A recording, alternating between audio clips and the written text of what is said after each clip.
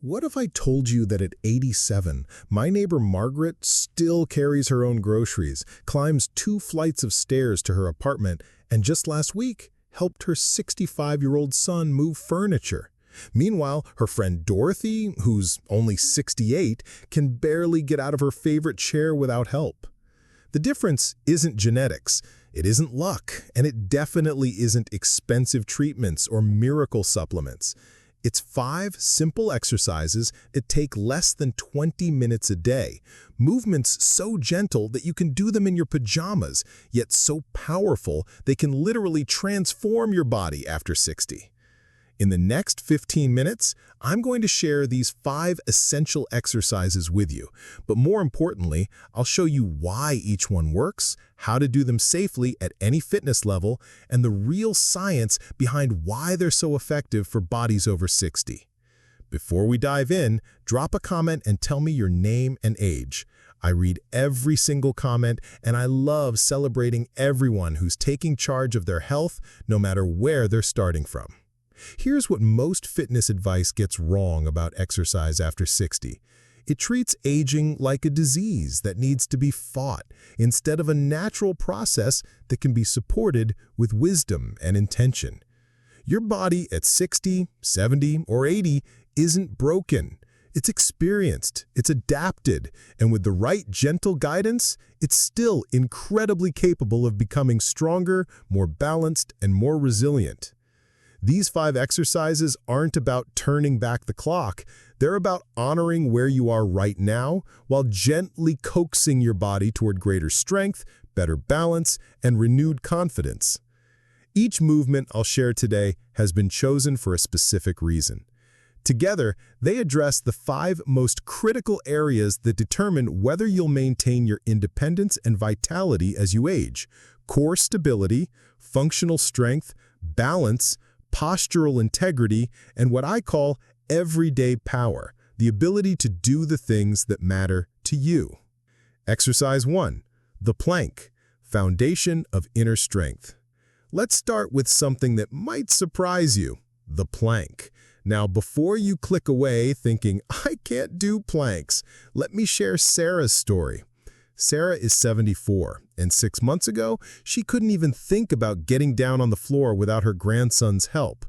Today, she holds a modified plank for 2 full minutes and says it's changed everything, from how she carries groceries to how confident she feels walking on uneven sidewalks. Why the plank matters after 60? Your core isn't just your abs. It's a complex system of muscles that wraps around your torso like a natural back brace. After 60, this system often goes to sleep from years of sitting and reduced activity. When your core is weak, everything else suffers. Your back aches, your posture slumps, and simple movements become exhausting. But here's the beautiful thing about planks. They wake up your entire core system at once, teaching all these muscles to work together again. How to do it safely? Option 1, wall plank, beginners. Stand arm's length from a wall. Place your palms flat against the wall at shoulder height.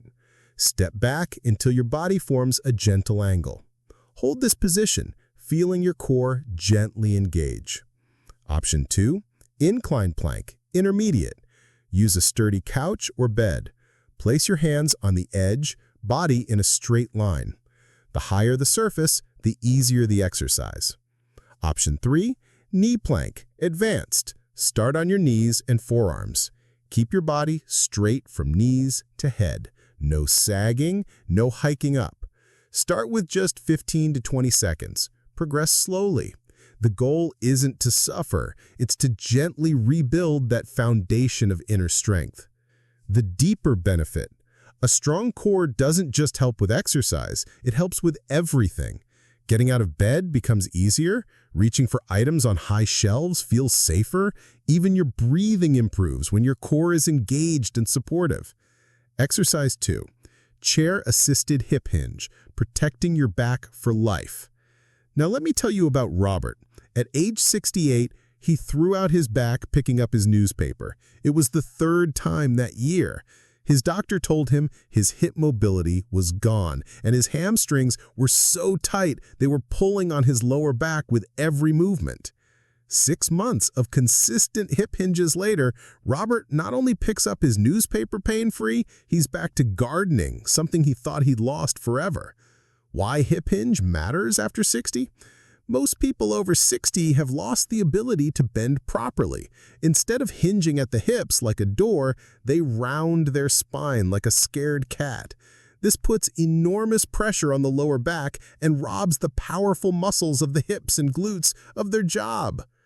The hip hinge teaches your body to move the way it was designed to move, with power coming from your hips, not strain coming from your back.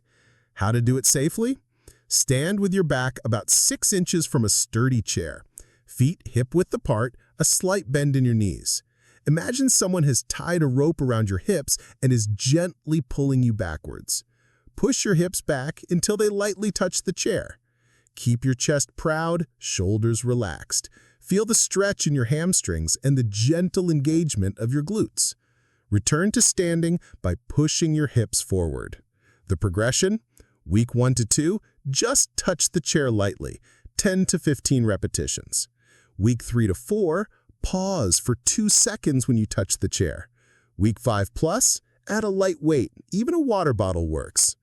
What you'll notice, your back will start to feel different during daily activities. Bending over the sink, picking up grandchildren, even getting in and out of cars becomes smoother and more natural. But here's the deeper transformation. When you retrain your body to move with intention and proper mechanics, you're not just preventing injury, you're reclaiming the confidence that comes from trusting your body again. Exercise 3, wall push-ups, rebuilding upper body power. Let me paint you a picture. Maria, 71, couldn't open a jar of pickles without asking for help. She avoided pushing heavy doors and had given up on rearranging furniture, even light pieces. She told me she felt like she was disappearing, becoming smaller and weaker each year. Today, Maria not only opens her own jars, she recently helped her daughter move into a new apartment. The transformation didn't happen overnight, but it started with something as simple as pushing against a wall. Why upper body strength matters more than you think? After 60, we lose muscle mass faster in our upper body than anywhere else. But it's not just about looking strong, it's about functional independence. Upper body strength affects your ability to push yourself up from bed or a chair, carry groceries, luggage, or grandchildren, maintain good posture throughout the day, and feel confident in your physical capabilities. The beauty of wall push-ups. Unlike traditional push-ups, wall push-ups allow you to control the intensity perfectly. You're working against gravity, but at an angle that honors your current strength level. How to do them? Stand arm's length from a wall. Place your palms flat against the wall at shoulder height. Keep your body straight. Imagine a line from your head to your heels. Slowly lean into the wall, keeping your core engaged. Push back to starting position with control. The progression ladder. Week 1 to 2, stand closer to the wall, 8 to 10 reps. Week 2-3, step back slightly, increase to 12 to 15 reps. Week 4 plus, step back further, add a second set. Advanced variations, incline push-ups using stairs or a bench, single arm wall push-ups, alternate arms. Add a pause at the bottom of each rep. The ripple effect. As your upper body strength returns, you'll notice changes beyond the obvious. Your posture improves because you can actually support yourself properly. Daily tasks become less tiring because you're not struggling against your own body. And perhaps most importantly, you start to feel capable again. Exercise 4, horse stance, ancient wisdom for modern stability. Now we're going to borrow from ancient wisdom. The horse stance has been used by martial artists for over 1,000 years because it builds something that modern life steals from us: unshakable stability. Let me tell you about James. At age 66, he'd already fallen twice in 6 months, once in his kitchen, once getting out of his car. His confidence was shattered. He started avoiding activities he loved, like hiking with his wife, because he was afraid of falling. The horse stance changed everything. Not overnight, this isn't a magic pill story, but gradually, systematically, it rebuilt his foundation from the ground up. Why the horse stance is perfect for bodies over 60? Balance isn't just about not falling. It's about feeling secure in your own skin, confident in your movements, and free from the fear that holds so many people back as they age. The horse stance works because it strengthens your legs from multiple angles, improves proprioception, your body's sense of where it is in space, builds the deep stabilizing muscles that prevent falls, increases circulation to your lower body, and develops mental focus and body awareness. How to do it safely? Stand with feet slightly wider than hip-width apart. Turn your toes out just slightly, like a comfortable natural stance. Slowly lower down as if sitting into an invisible chair. Keep your spine tall and proud. Rest your hands on your thighs for support if needed. Breathe naturally and focus on feeling grounded. Start small, build gradually. Week 1, hold for 20 to 30 seconds. Rest, repeat 2 to 3 times. Weeks 2 to 3, work up to 45 to 60 seconds per fold. Week 4 plus, aim for 90 seconds to 2 minutes. The deeper practice. While you're in the horse stance, don't just endure it. Use it as a meditation. Feel your feet connected to the ground. Notice how your body naturally wants to find balance. Breathe deeply and imagine roots growing from your feet into the earth. This isn't just physical training.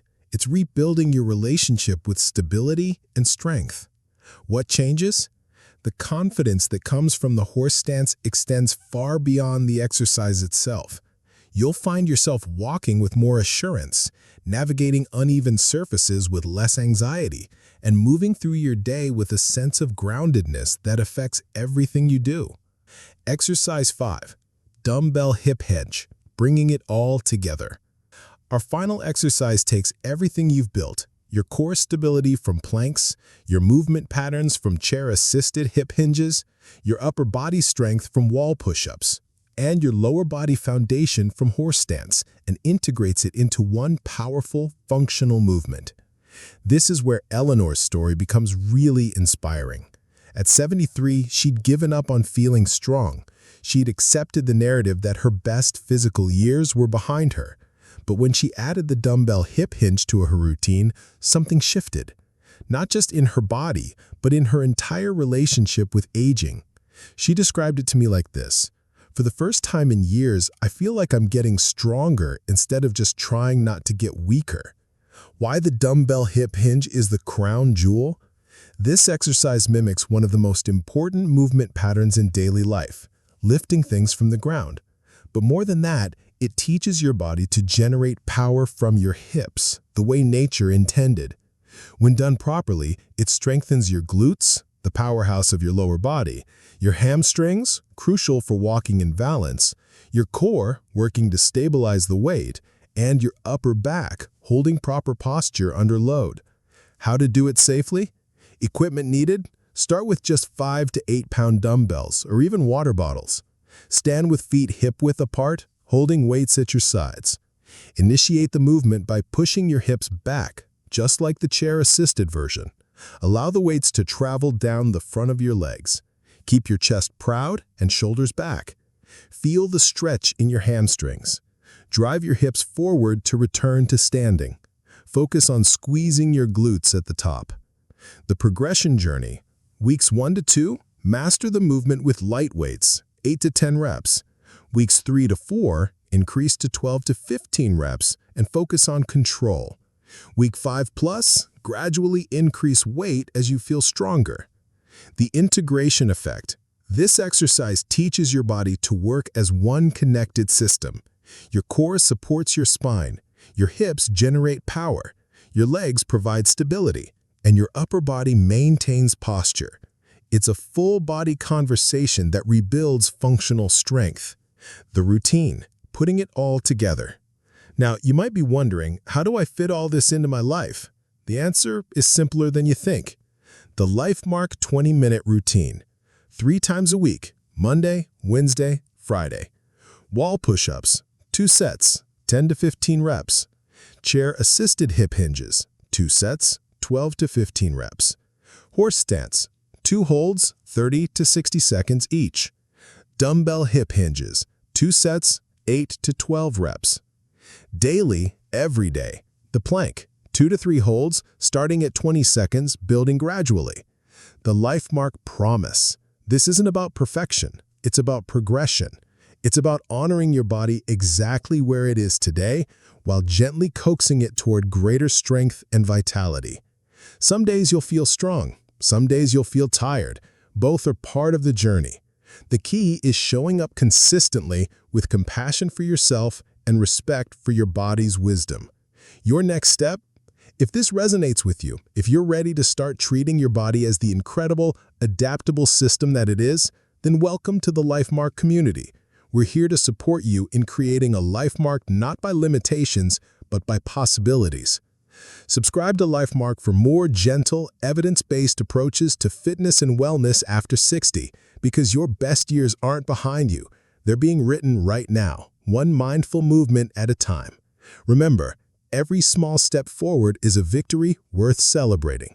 Your body is listening, and it's ready to surprise you with what it can still become.